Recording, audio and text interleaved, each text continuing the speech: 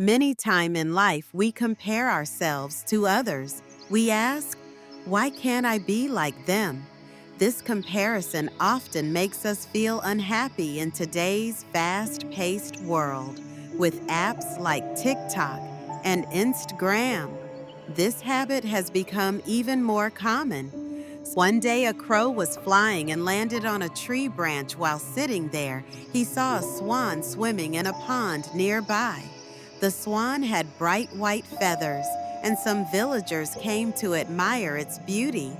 The crow became curious and flew closer to the swan. But as soon as the villagers saw the crow, they waved their hands to chase him away. The crow thought maybe they're afraid I'll make the place dirty, feeling sad. The crow sat on another branch, but again, the villagers didn't want him around and drove him away. The crow felt hurt. He saw how people loved the swan for its beautiful feathers, but no one liked him.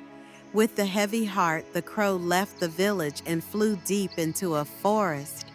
Sitting on a tree branch, he started crying. He said to himself, "People hate me because of my black feathers. If only I had white feathers like the swan, I would be happy too." An old crow passing by saw him crying and asked, "Why are you so sad, young one?" "People hate me because of my black feathers. If only I had white feathers like the swan, I would be happy too." The old crow smiled and said, "If you could look like any bird, which one would you choose?" The crow quickly said, "I want to look like the swan. Everyone admires it."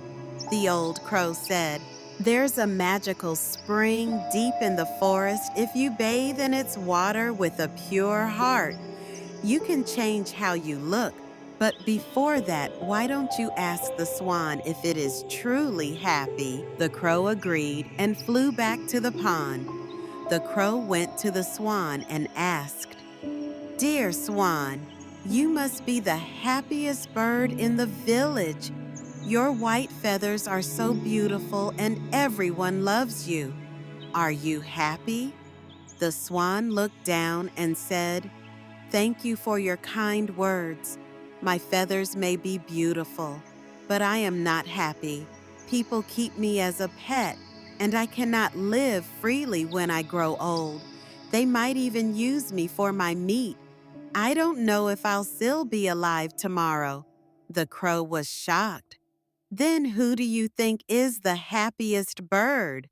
The swan replied, "I think parrots are the happiest.